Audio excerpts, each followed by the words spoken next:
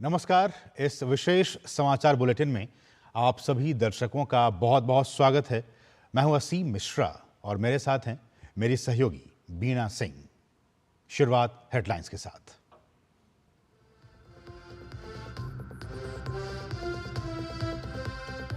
NDTV world summit में प्रधानमंत्री का संबोधन।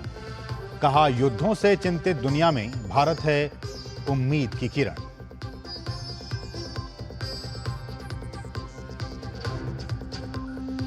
प्रधानमंत्री नरेंद्र मोदी 16वें ब्रिक्स शिखर सम्मेलन में हिस्सा लेने के लिए कल कजान के लिए होंगे रवाना। वहीं भारत और चीन के बीच वास्तविक नियंत्रण रेखा पर पेट्रोलिंग को लेकर हुआ महत्वपूर्ण समझौता।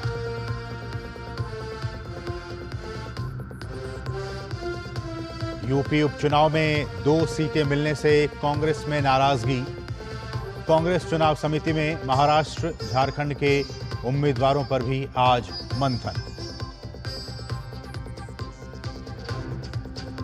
भाजपा ने प्रेस वार्ता में जनता के चहुमुखी विकास के प्रति सरकार की प्रतिबद्धता को दोहराया। वहीं इंडी गठबंधन पर किया करारा हमला। कहा, देश हित के लिए नहीं बल्कि सत्ता के लिए हुआ है गठबंधन।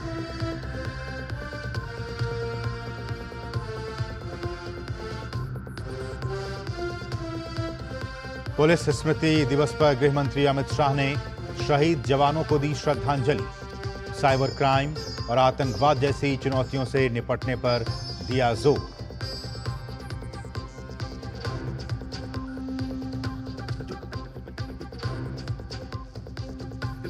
प्रधानमंत्री नरेंद्र मोदी ने नई दिल्ली में एनडीटीवी वर्ल्ड समिट को संबोधित किया। इस मौके पर प्रधानमंत्री ने एनडीटीवी वर्ल्ड को भी लॉन्च किया। पीएम ने वैश्विक उथल-पुथल और चिंताओं का हवाला देते हुए कहा कि ऐसे हालात में भारत दुनिया में आशा का संचार कर रहा है। 1 दशक में भारत में हुई प्रगति का जिक्र करते हुए प्रधानमंत्री ने स्पीड और स्केल को अभूतपूर्व बताया। नई दिल्ली में एनडीटीवी वर्ल्ड समिट के मंच से प्रधानमंत्री नरेंद्र मोदी के संबोधन में अभूतपूर्व स्पीड और स्केल के साथ आगे बढ़ते भारत की आकांक्षाओं की गूंज साफ सुनाई दी। पीएम ने भारत की प्रगति में दुनिया का हित निहित बताया और वैश्विक उथल-पुथल के बीच भारत को उम्मीद की किरण करार दिया। भारत की तरफ से लिए गए सभी इनिशिएटिव्स दुनिया की चुनौतियों के समाधान देने वाले हैं। भारत का बढ़ता सामर्थ्य दुनिया की बेहतरी को सुनिश्चित कर सक रहा है। भारत जितना आगे बढ़ेगा, दुनिया को उतना ही फायदा होगा। हमारा प्रयास होगा भारत की सेंचुरी सिर्फ भारत की नहीं बल्कि पूरी मानवता की जीत की सेंचुरी बने।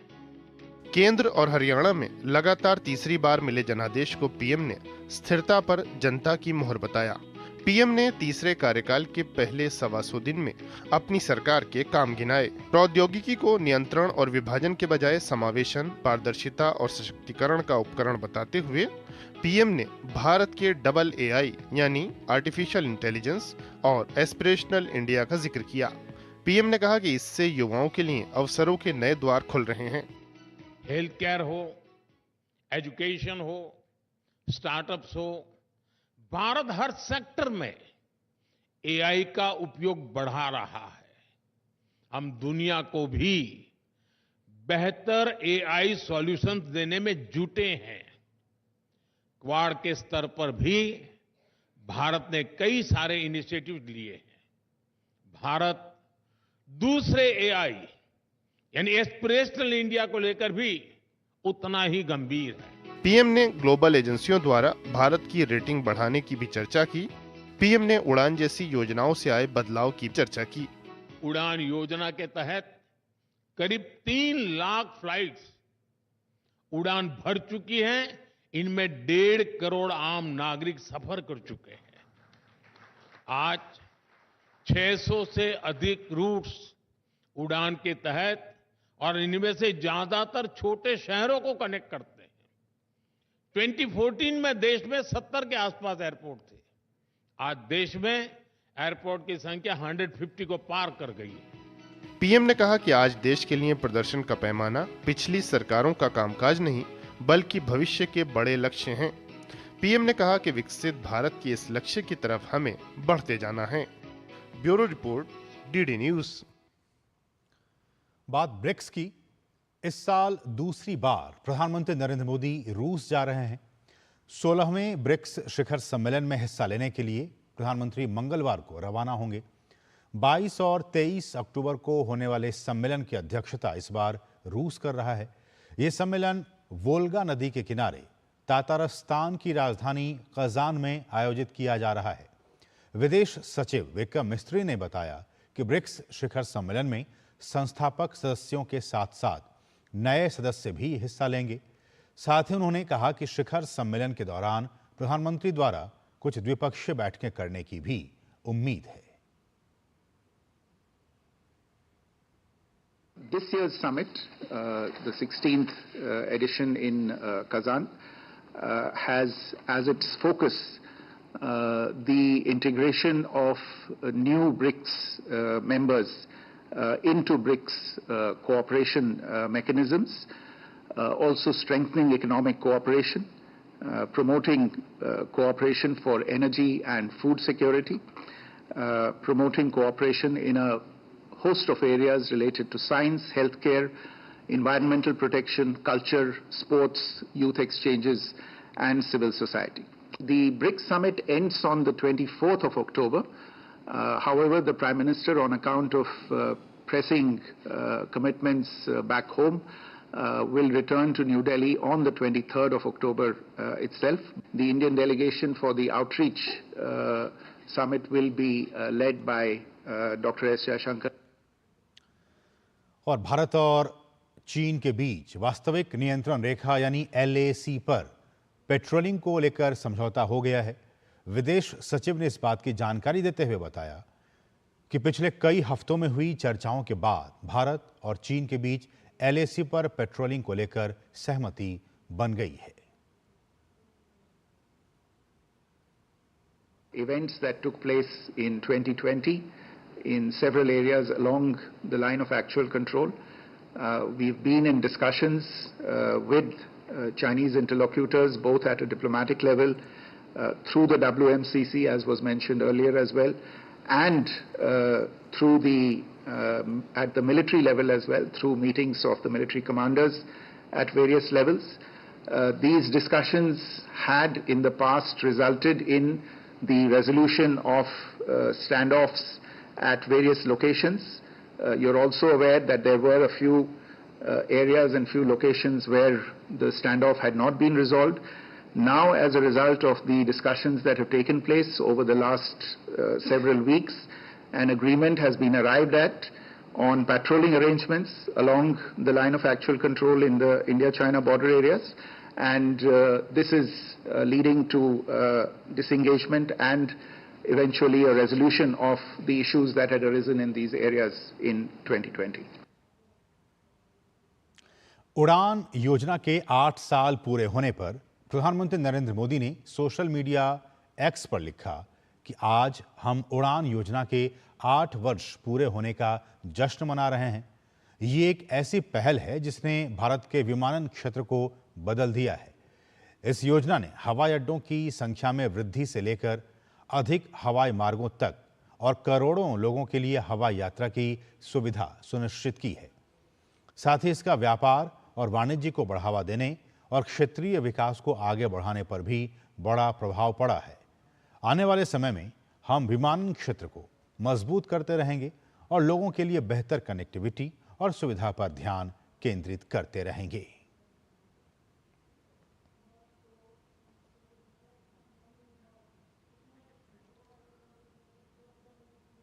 प्रधानमंत्री नरेंद्र मोदी ने पुलिस स्मृति दिवस पर पुलिस कर्मियों को बधाई दी है। उन्होंने सोशल मीडिया साइट X पर लिखा कि आज पुलिस स्मृति दिवस पर हम अपने पुलिस कर्मियों की बहादुरी और बलिदान का सम्मान करते हैं। उनका अटूट समर्पण हमारे लोगों की सुरक्षा सुनिश्चित करता है। वे साहस और दृढ़ संकल्प का उदाहरण देते हैं। मानवीय चुनौतियों के दौरान उनके सक्रिय प्रयास और सहायता भी समान रूप से सराहनीय हैं। केंद्रीय गृह मंत्री अमित शाह ने पुलिस स्मृति दिवस पर राष्ट्रीय पुलिस स्मारक पर शहीदों को श्रद्धांजलि अर्पित की। इस मौके पर उन्होंने कहा कि हमारे जवानों के प्रयासों से कश्मीर, उत्तर पूर्व और नक्सल प्रभावित जगहों पर हम लगभग पूरी तरह से शांति स्थापित करने में सफल हुए हैं। गृह मंत्री ने कहा कि चुनौतियां अभी खत्म नहीं हुई हैं। विगत एक दशक के अंदर कश्मीर, वामपंथी उग्रवाद और उत्तर पूर्व के ये तीनों क्षेत्र जो अशांति के लिए सालों से हमारे लिए चिंता का विषय बने थे, ये 10 साल में हमारे जवानों के कर्तव्य के चलते, हमारे जवानों के कर्तव्य परायणता के चलते आज हम उसमें करीब करीब संपूर्ण शांति प्रस्थापित करने में सफल हुए हैं। मगर आज मैं ये भी कहना चाहता हूं कि हमारी लड़ाई समाप्त नहीं। केंद्रीय गृह मंत्री अमित शाह ने कहा कि साल 2047 में भारत पूर्ण विकसित देश होगा। हमारे जवान इसके लिए पूरी तरह से तैयार हैं। 2047 में भारत पूर्ण विकसित राष्ट्र हो, ये स्वप्न हमारे प्रधानमंत्री जी ने जो देश की जनता के सामने रखा है, इसको सिद्ध करने के लिए हमारे देश भर के पुलिसकर्मी दृढ़ निश्चयित हैं और अपने पथ पर चलने के लिए अड़िग निश्चय के साथ खड़े हुए हैं। भाजपा नेता संबित पात्रा ने कहा है कि देश के विकास के लिए हम सब प्रतिबद्ध हैं और सरकार अंतिम पायदान पर खड़े व्यक्ति के विकास के लिए भी काम करती रहेगी। जो स्पीड है, जो स्केल है और जो स्किल है, जिसके साथ यशस्वी प्रधानमंत्री माननीय मोदी जी की सरकार कार्यरत है, सरकार जिसके माध्यम से काम कर रही है, उस स्केल, उस स्पीड और उस स्किल को लगातार अनेक वर्षों से हमारा संगठन भारतीय जनता पार्टी भी मैच कर रहा है। और ये जो संगठन पर्व है, उसका मुख्य उद्देश्य है अंत्योदय के लिए, गरीब व्यक्ति के भलाई के लिए किस प्रकार से संगठन और सरकार कदम से कदम मिला करके, कंधे से कंधा मिला करके गरीब की उन्नति के लिए आगे बढ़ सके। और विपक्ष पर निशाना साधते हुए उन्होंने कहा कि इंडी गठबंधन कभी भी टूट सकता है। यह गठबंधन जनता के लिए नहीं बल्कि सत्ता के लिए है। मुझे तो समझ में नहीं आता है कि ये इंडिया अलायंस है कहाँ। आज मैं सुन रहा था झारखंड में बस टूटते टूटते बचा है। कल सुन रहा हूँ कि अखिलेश यादव जी भी शायद अलग होने के लिए सोच रहे थे। तो हर दिन इनकी तो कहानी ऐसी चल रही है। और जहाँ तक ये तथाकथित इंडिया अलायंस वाले हैं, इनको तो बहाना ही चाहिए। ये ईवीएम से लेके, एग्जिट पोल से लेके, मीडिया वालों से लेके, कोर्ट से लेके सबके ऊपर ठीकरा फोड़ने का काम करते हैं। तो ये ठीकरा फोड़ने का काम कर ही रहे हैं, इसमें कुछ नया तो नहीं है।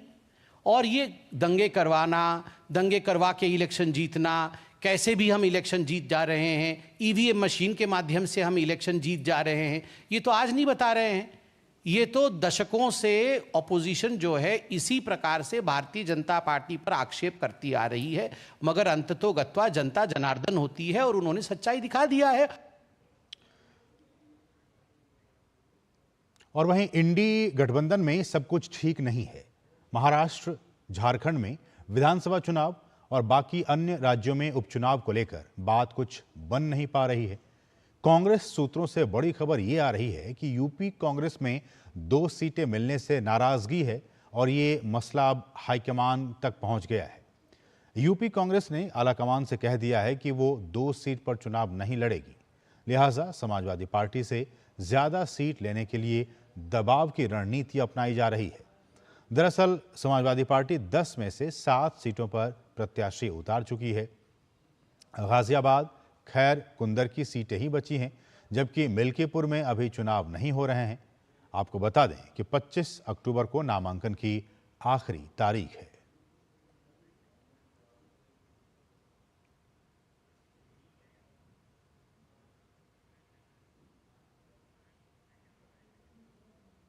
और यहां रुकें एक बहुत ही छोटे से ब्रेक के लिए। आप देखते रहिए डीडी न्यूज।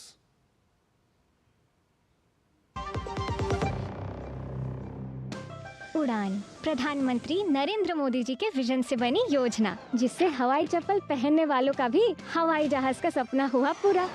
आज देश के हर राज्य में है एयरपोर्ट। एविएशन सेक्टर बन रहा है वर्ल्ड क्लास। इमरजेंसी में बीमार माँ को इलाज के लिए बेटे बड़े अस्पताल ले जा पाते हैं। नॉर्थ ईस्ट में एयर कनेक्टिविटी से टूरिज्म के मौके बढ़े। लोकल कारोबारी, ढाबे, होटल वाले सबकी तरक्की के रास्ते खुले। उड़ान लोकल इंस्पिरेशन की, उड़ान रीजनल इकोनॉमी की, उड़ान विकसित बनते भारत की। उड़ान योजना के 8 साल बेमिसाल।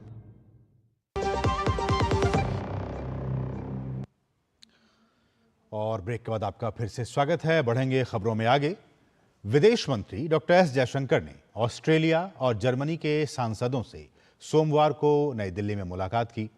विदेश मंत्री डॉक्टर एस जयशंकर ने अपने सोशल मीडिया एक्स पर लिखा कि आज दिल्ली में ऑस्ट्रेलिया और जर्मनी के सांसदों के साथ बातचीत करके खुशी हुई। हमने एफडीआई, प्रौद्योगिकी, आपूर्ति श्रृंखला, समुद्री सुरक्षा, इंडो पैसिफिक और यूक्रेन पर विचारों का आदान प्रदान किया।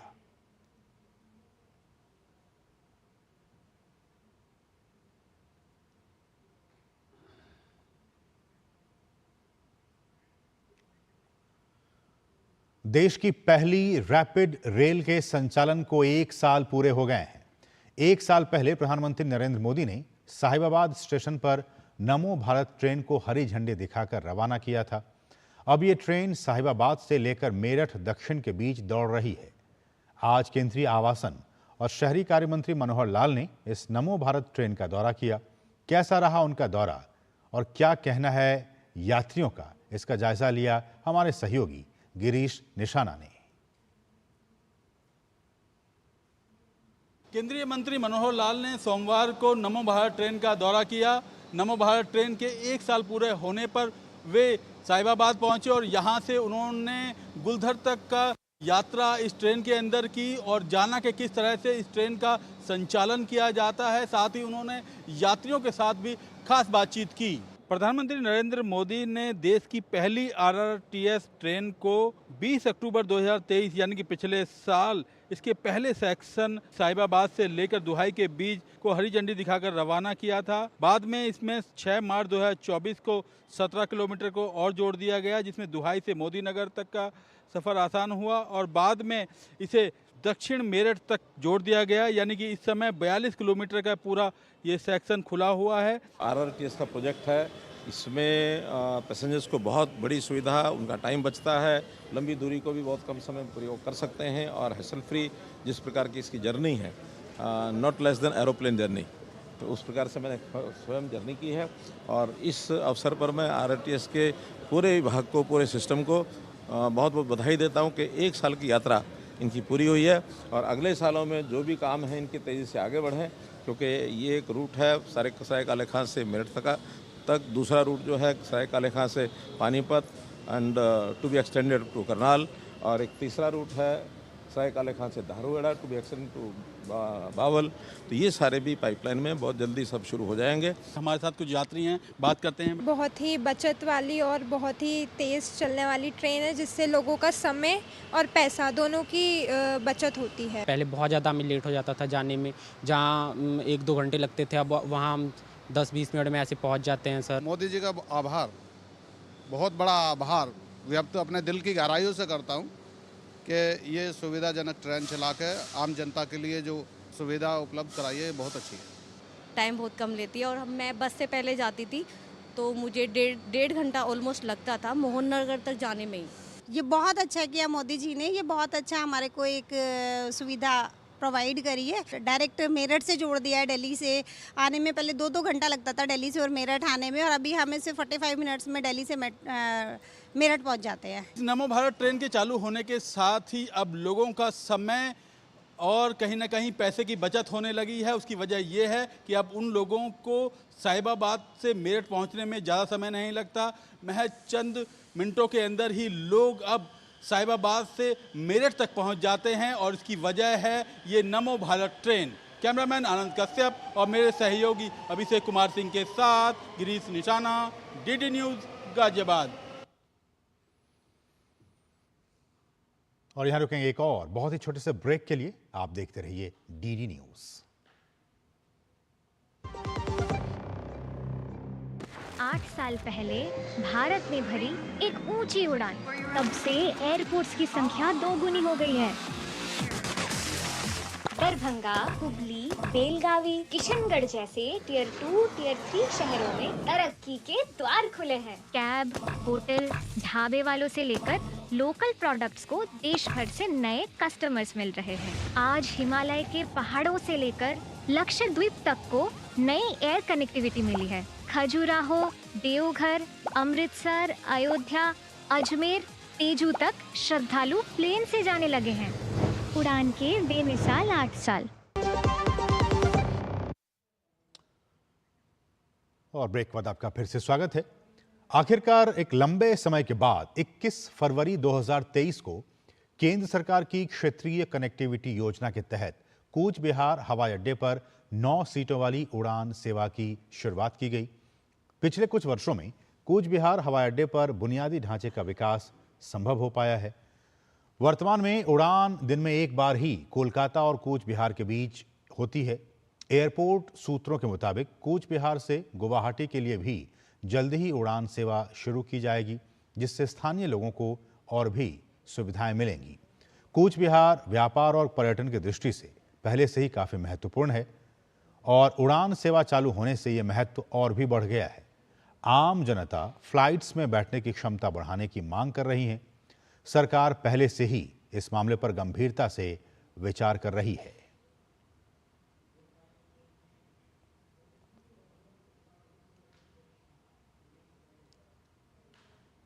केंद्र सरकार ने नागरिक विमानन मंत्रालय द्वारा 21 अक्टूबर 2016 और मोदी सरकार की बहुचर्चित उड़ान योजना के 8 साल पूरे हो गए हैं। इस योजना से देश के दूर दराज के इलाके फ्लाइट से जुड़ रहे हैं। आइए देखते हैं कि इस योजना से कैसे तमिलनाडु के सेलेम वासियों को फायदा पहुंचा है।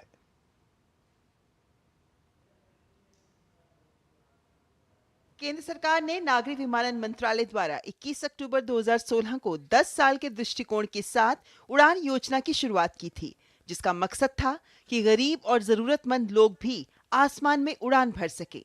उड़ान योजना के जरिए केंद्र सरकार ने हवाई यात्रा को बदल दिया है, जो पहले सिर्फ अमीरों के लिए आरक्षित थी। उड़ान योजना के जरिए गरीब परिवारों के लोगों को कम से कम किराए पर हवाई यात्रा करना संभव हुआ है।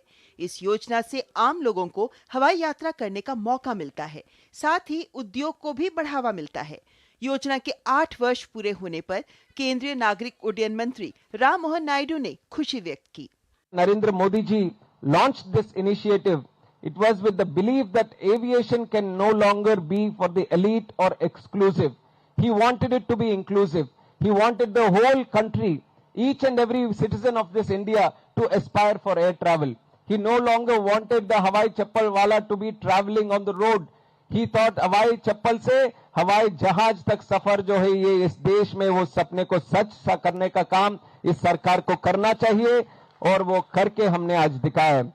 योजना के तहत सलेम में हवाई सेवा 1 साल से चल रही है और इसे जनता और व्यापारियों से काफी अच्छी प्रतिक्रिया भी मिली है। उड़ान योजना के तहत सेलम से बेंगलुरु और कोच्चि के लिए यात्री हवाई सेवा शुरू हो गई है और केंद्र सरकार की इस पहल से सलेम जिले के व्यापारियों ने भी खुशी का इजहार किया, क्योंकि अब वे वाणिज्यिक शहरों से जुड़ गए हैं। फ्लाइट सेलम से चेन्नई है, बेंगलोर, कोच्चि अच्छा है, लेकिन और आगे अहमदाबाद, बॉम्बे, दिल्ली होगा तुमको और अच्छी सुविधा होगी। जाने आने के लिए बहुत अच्छा होगा, टाइम बचेगा। सब बिजनेसमैन है, ग्रेनाइट के भी है, फैंसी के भी है, सब हर तरह का धंधा है, कपड़ों का है। वो डायरेक्ट फ्लाइट डायरेक्ट से हमारा समय बचेगा। गौरतलब है कि हर महीने औसतन 10,000 से अधिक यात्री सेलम हवाई अड्डे से यात्रा करते हैं। इस योजना से सलेम के लोहे से लेकर आम तक देश के विभिन्न हिस्सों में पहुंच रहे हैं। Bureau report, DD news. और कोलकाता के आरजी कर मेडिकल कॉलेज में जूनियर डॉक्टर के रेप और हत्या मामले में प्रदर्शन कर रहे जूनियर डॉक्टरों का प्रतिनिधिमंडल आज पश्चिम बंगाल की मुख्यमंत्री ममता बनर्जी के साथ प्रस्तावित बैठक में शामिल हो रहा है। इस वक्त जो खबर आ रही है कि उस वक्त उनकी जो मीटिंग है, जो मुलाकात है, वो अब शुरू हो चुकी है। हालांकि बैठक से पहले पश्चिम बंगाल के मुख्य सचिव ने अनशन पर बैठे डॉक्टरों को भूख हड़ताल वापस लेने की शर्त रखी थी, जिसे डॉक्टरों के प्रमुख संगठन पश्चिम बंगाल जूनियर डॉक्टर्स फ्रंट ने अस्वीकार कर दिया। उनका कहना है कि बैठक में वे इस मामले में अपनी मांगों को विस्तार से रखेंगे और वे बिना किसी पूर्व शर्त के बैठक में हिस्सा लेंगे।